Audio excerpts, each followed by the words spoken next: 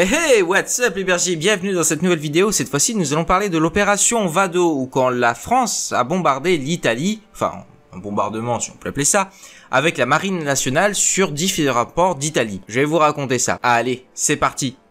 Le 14 juin 1940, deux groupes de la marine nationale mènent alors l'opération Vado, un bombardement naval stratégique des installations économiques et logistiques situées près de Gênes et de Savone sur la côte italienne. Cette attaque est certes décidée en réaction au coup de poignard à un homme à terre, expression de l'ambassadeur André-François Poncet, à l'accueil de la déclaration de guerre de l'Italie à la France le 10 juin 40.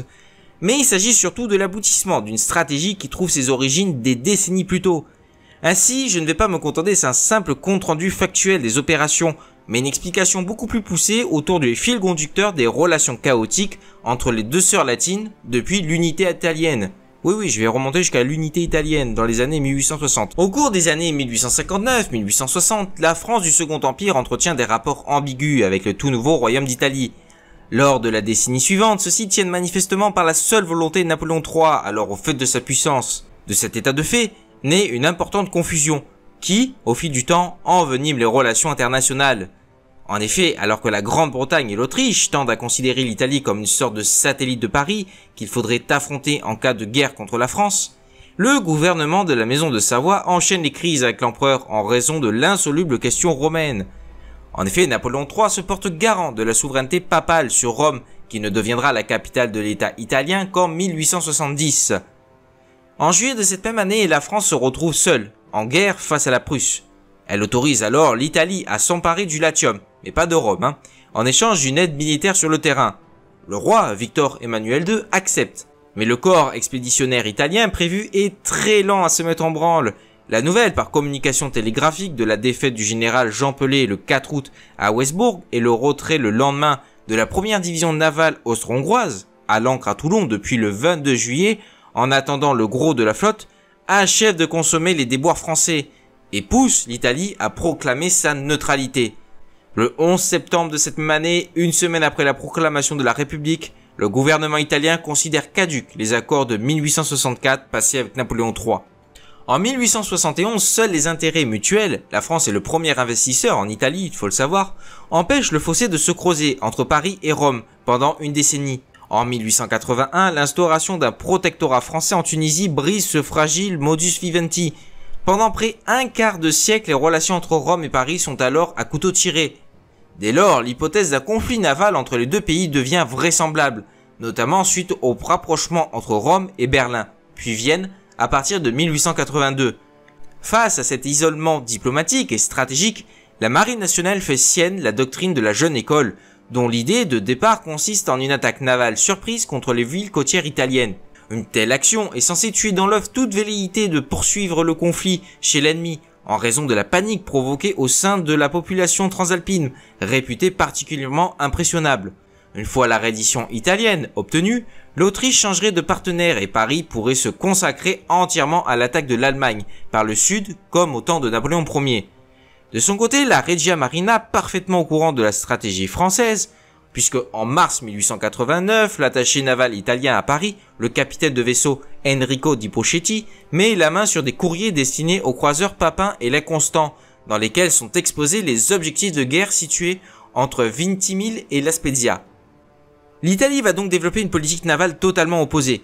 Dans l'optique d'une éventuelle attaque du trafic français en Méditerranée occidentale, les amiraux italiens estiment qu'il leur est indispensable de disposer de cuirassés de croiseurs possédant un net avantage qualitatif face aux unités de la marine nationale.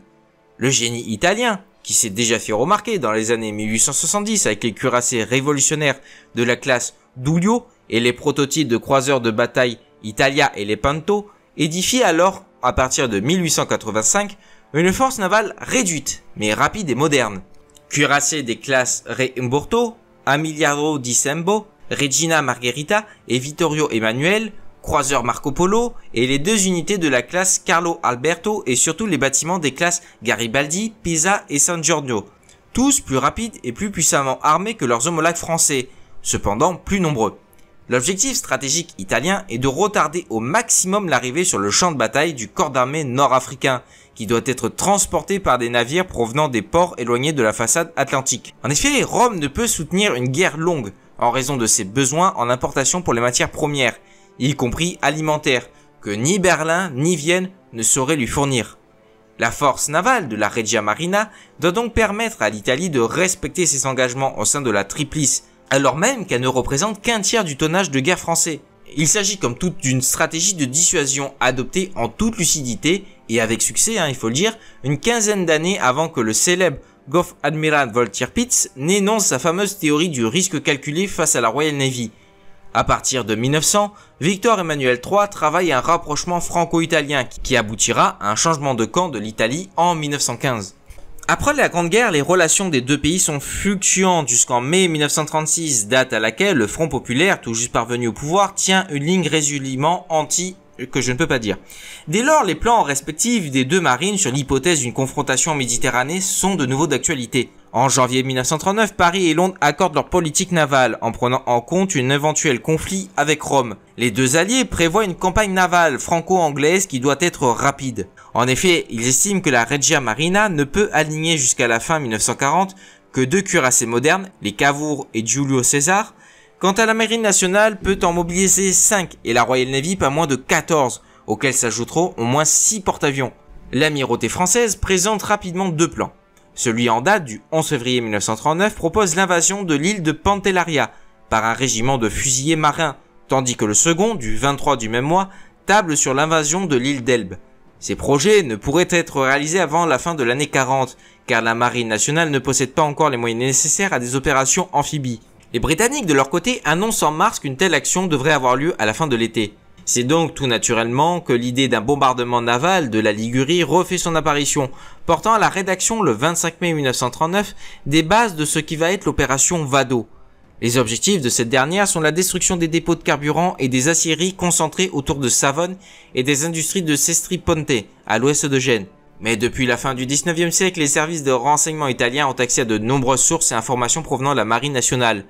Le bureau et le coffre-fort de l'attaché naval de la Marine nationale à Rome sont systématiquement visités depuis le début de l'année par les services secrets. De même, les principaux codes de la marine française sont cassés en l'espace de quelques heures seulement par les cryptographes de la Regia Marina, et ce depuis 1934 et jusqu'en 1942. Aussi, dès le 29 mai 1939, l'amiral Domenico Cavaroni, sous-secrétaire d'État à la marine et commandant en chef de la Regia Marina, informe personnellement Benito Mussolini des éléments du plan d'attaque français. Le bombardement de la côte Ligure prévu les premiers jours de septembre 1939 doit être concomitant avec une action navale britannique contre le Sicile et un débarquement turc à Rhodes, appuyé par ces mêmes Anglais. Mais le plan est alors compromis par la crise de Danzig en août 1939. La perspective est de se retrouver inopinément en guerre contre l'Allemagne au lieu d'affronter seule l'Italie, inquiète les hautes sphères politiques et militaires françaises, d'autant que l'on comptait pour l'acquise la chute de Mussolini une fois la défaite navale italienne consommée, et par effet domino peut-être celle même de l'Allemagne, par l'entremise de quelques dignitaires malléables. Le 23 août, le gouvernement d'Aladier renonce à déclarer la guerre à l'Allemagne et à l'Italie, et ce qui critique fortement l'amiral Darlan, commandant en chef de la Marine nationale. Le mois suivant, les tentatives françaises de rapprochement avec l'Italie sont littéralement sabotées par le Royaume-Uni à la recherche d'un adversaire abordable. La Marine nationale reprend alors son plan de bombardement des côtes Ligures et d'une pointe offensive prévue pour le 9 mai 40. Doivent y participer les cuirassés modernes Dunkerque et Strasbourg, accompagnés de 2 croiseurs et 3 contre-torpilleurs, avec comme objectif les divisions italiennes de croiseurs dans les eaux sardes. Le 9 et le 10 mai de cette même année, le Dunkerque et le Strasbourg patrouillent vainement au large de la Sardaigne à la recherche de la flotte italienne, alors que les deux pays ne sont pas encore en guerre. Les 12 et 13 juin, ils apparaissent à nouveau, mais cette fois-ci pour tenter d'intercepter des navires allemands susceptibles d'entrer en Méditerranée, sur la base de renseignements erronés. Et voilà les bergers, c'est la fin en tout cas de la première partie de cette vidéo. Oui, parce qu'au moment où j'enregistre, je me rends compte qu'on va aller au-delà des 10 minutes, entre les 20 et 30, et techniquement c'est pas faisable. Je veux toujours rester sur un format un peu plus court, donc quitte à faire en 2 parties. Donc nous allons nous arrêter juste avant l'entrée en guerre officielle de l'Italie et de la France. Donc n'hésitez pas à vous abonner pour voir la deuxième partie qui va sortir dans très peu de temps. Et sur ce, je vous dis à ciao, bonsoir.